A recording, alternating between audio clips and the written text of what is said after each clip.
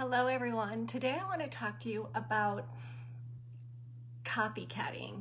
Why do we copycat? Today's video is no copycatting allowed. How to get back to the real you. Have you ever noticed that even though so many of us start out as an original, many of us end up as copies? Oh, it's so frustrating, and it's easy. It's easy to do because so many of us pay attention to Instagram, TikTok, Facebook, Pinterest, and we watch all these seemingly perfect people, and before we know it, we want to be like them, and we lose our uniqueness, our quirks, all those things that make us tick. We lose them. Now, I often work with clients on creating a brand presence, and I guide them in exercises to find their uniqueness. Now, I'm going to share those at the end, and I caution them that if they're not vigilant, they're going to if they're not vigilant about keeping their uniqueness with their branding, they're going to end up sounding and looking like someone they're not. Now, I can say this from experience because when I started a business about 10 years ago, I was really trained on to brand myself and to market the products that I was representing was just as simple as copying and pasting what a person before me did. And every time I did that, I felt icky and I felt so disingenuous that it just didn't sit right with me. And to top it all off, I was not getting traction in my business at all. I was not getting engagement. And I wasn't getting positive feedback, and I knew that something had to change. So I did. I began really digging for who I was and what set me apart from everybody else. And I'm going to guide you through some exercises to do that. But here's another example. Maybe you can relate to this. I love HGTV, and one of my favorite shows on there is Fixer Upper. Give me a hands up if you love that show. I love that show. It's just my style, and there's something about Chip and Joanna that draws me in. I mean, they can make me laugh, they can make me kind of cry, they can make me I just love them. But I noticed that a few years after they came on TV, I noticed other shows popping up that were so similar to them. And I felt like many of the shows were just trying to copycat what they were doing over on Fixer Upper, and I didn't like it. It wasn't working for me. And I just decided that wasn't a show for me. So the bottom line is that it's really easy to spot a phony, and people don't like it.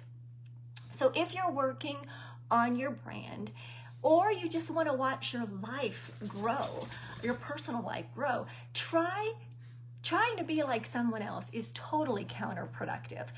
Copying others will keep you from strutting your stuff. It's going to limit your creativity, and honestly, it's going to keep people from seeing the real you. Now, by all means, take bits and pieces from other people that you look up to. Maybe their warm smile, their genuineness, their openness. By all means, take that, but don't copy them. Being a cookie cutter copy is boring, but being you, now that is exciting. Now, there's two things to think about. There is a real you, and there's the best you. Now, the real you, the real self, is always inside of you. It's never going to leave. It can be covered up, but it will never leave you. And here are some examples. Maybe you're a morning person. Maybe you're a night person. Maybe you are a cerebral thinker, or maybe you're a creative thinker. You see things outside of the box. Maybe you're a loner, and I mean that in a good way because I'm kind of a loner. Or maybe you are the life of the party. That is the real you, and your gifts and talents and your likes and dislikes, that's what makes up the real you. Now there's the best you. The best you is the work in progress you. That's the part of you that could stand a little refining, maybe better leadership skills, better organizational skills, better communication skills. Those are the parts of you that have to be refined to make the best you. So there's the real you and the best you. Don't confuse the two. Now, how to get back to the real you if you've covered it up? If you find yourself copying others and you really want to embrace the perfectly imperfect, one of a kind, messy, but not messed up person that you are, try doing these simple exercises. Here's one example. Grab a piece of paper and draw a line, create a timeline. This is what you're going to do. You're going to draw a line across a horizontal paper. One end is going to be your birth, the other end is going to be the present, and begin filling in your timeline with everything that comes to mind, and it's going to be packed. You met your best friend, you played soccer, you took improv, you ran for student council, you met your husband or wife or whatever, but you moved, you went to college, you started this job, but fill it up. And here's what you're going to do. You're creating a timeline of yourself, and what you wrote will pull you back in to show you how different your timeline is from anybody else. In other words, no timeline will ever look the same. That's your uniqueness. And by the way, there's no right or wrong thing that you can write on that timeline. Second thing is to cite your differences. Grab another piece of paper and begin writing the things that make you tick, that make you come alive. You love the mountains. You love the beach. You love scuba diving. You love skiing. You love artwork. You love cars. You love music. You love traveling. You love cats and dogs. You love sewing. You love exercising. Your evidence of your uniqueness is going to show in that list, and let it be an anchor to pull you back into who you are. And the last thing is to grab another piece of paper. Now, I love this.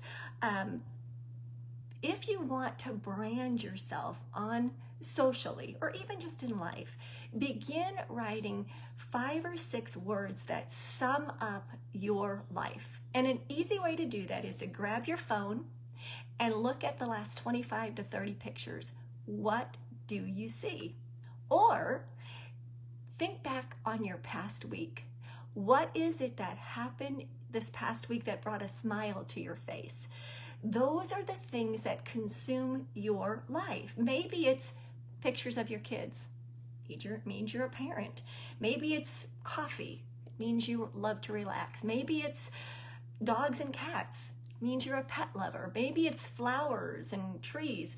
It means you're a nature lover. Maybe it's scripture. You have faith. Or your spouse or your friends. It means you're a relational person. Maybe it's the restaurants and the food you ate. It means maybe you like to cook and you're a foodie. All of those things will be an indication of what's important to you right now. So begin branding yourself and your business using all those snapshots that you wrote down. Now, friend, last thing you can do is to go stand in front of the mirror. That object, that person you see in front of the mirror really is as fabulous as it appears. So you've been gifted with talents and a personality that is one of a kind. Nurture that spark inside of you. Flaunt your uniqueness. Know how much you matter. And the world needs you to be only you, not somebody else. Thank you so much for watching. I am going to drop a couple of links in the comments that I would love for you to take a look at. One of them is a group that I have on Facebook called the Confident Woman Club. It is just a group where we edify and build each other up. And the other one I'm going to drop and want you to click on that link and check out something that I just created. If you are in the mood or really want to be a grateful person, not just Thanksgiving, but 365 days of the year, I'm going to drop a link and I'd love for you to check it out. Thank you so much for watching.